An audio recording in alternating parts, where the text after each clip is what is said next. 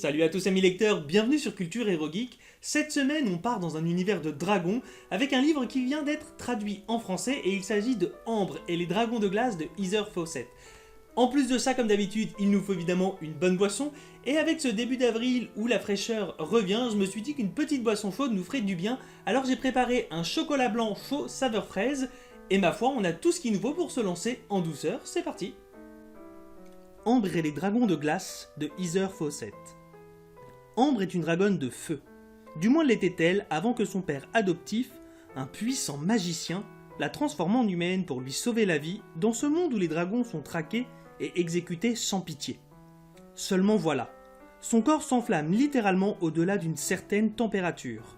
Afin d'éviter de nouvelles catastrophes, Ambre quitte l'Angleterre pour l'Antarctique où vit sa tante Mira. Elle découvre bientôt qu'une chasse aux dragons de glace y est organisée. Bouleversée, elle se joint à la traque pour la saboter de l'intérieur. Pourra-t-elle survivre à ce périlleux voyage à travers le continent sauvage ? À cœur de dragon, rien d'impossible. Commençons par préciser que Ambre et les dragons de glace est un roman fantasy destiné à un jeune public, enfant voire adolescent. Et on va donc y retrouver Ambre, une jeune dragonne de 12 ans qui a été sauvée et adoptée par Lionel Saint-Georges, un magicien, plus précisément un oragomancien qui tire sa puissance magique des orages. Ce magicien a donc lancé sur sa fille adoptive un sort pour camoufler son apparence de dragonne et la remplacer par une apparence humaine. Malheureusement, le sort n'a fonctionné qu'en partie.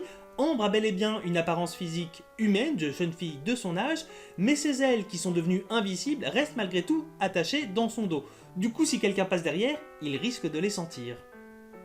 En plus de ça, quand les températures de l'onde se mettent à augmenter, particulièrement en période estivale, Ambre, ne maîtrisant absolument pas ses pouvoirs, se met littéralement à s'embraser et cause à chaque fois des dégâts un petit peu partout. Or, pour éviter de tracasser son père et même éviter de se tracasser elle-même, elle se dit qu'elle devrait aller vivre dans un lieu où il fait bien moins chaud, et l'idée de l'Antarctique lui vient tout simplement parce que sa tante Mira y habite et y fait des recherches. Elle va donc s'exiler en Antarctique à contre-cœur, mais pour le bien de tous, et ma foi là-bas elle va y faire de belles rencontres. D'une part, elle va sympathiser avec deux enfants de son âge, d'autre part elle va faire une découverte bien étrange. Un petit prince, Gideon, organise une traque aux dragons de glace.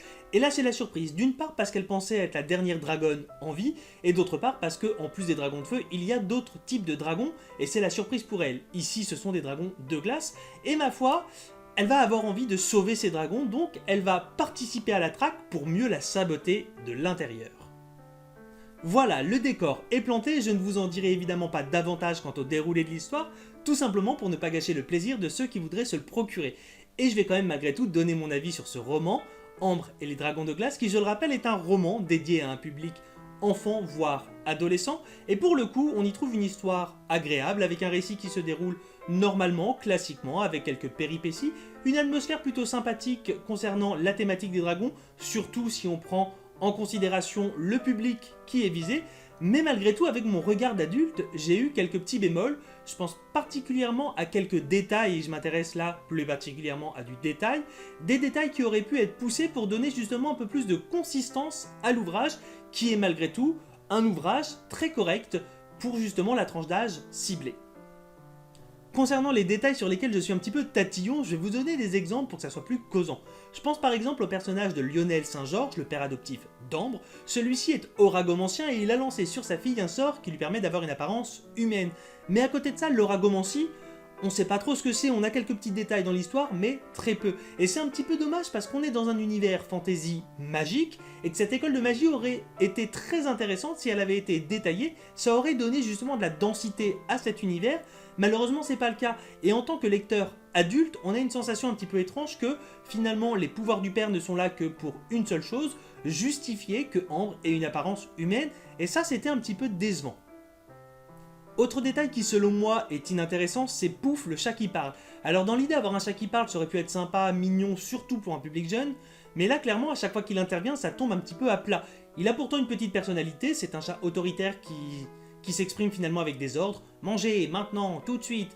Mais malheureusement à chaque fois qu'il intervient dans le récit, il n'y a pas d'intérêt, il n'y a pas de dynamique, ça ne relance pas le texte, ça donne même pas un petit côté humoristique, en tout cas moi j'ai pas trouvé que c'était drôle, et donc pour le coup ce personnage là, selon moi, il a aucun intérêt, il est mal amené, alors que ça aurait pu avoir un potentiel, mais malheureusement, ça tombe à plat. Malgré tout, Ambre et les dragons de glace est une lecture simple, agréable, ça a le mérite de nous emmener dans un univers de dragons qui est ma foi plutôt rafraîchissant, surtout si on prend en considération le public ciblé, et donc c'est une petite lecture sans prise de tête, sans prétention, mais qui peut se lire tranquillement. En plus de ça, il y a quelques bonnes idées, je pense particulièrement au début de chaque chapitre, on a le droit à un espèce d'extrait de documentaire, d'un abrégé de biologie, qui nous permet d'avoir un peu plus d'informations sur l'univers et les dragons qui habitent justement dans cet univers, et c'est un petit plus bien pensé pour justement, une fois de plus, le public en question. Voilà mes lecteurs, la vidéo se termine, il ne me reste plus qu'à vous souhaiter une bonne lecture pour ceux qui tenteront ce roman. Pour ceux qui ont tenté de reproduire la boisson, je vous souhaite une bonne dégustation, n'hésitez pas à vous abonner à la chaîne, ça fait évidemment toujours plaisir, et on se dit à la semaine prochaine avec une nouvelle vidéo. Salut!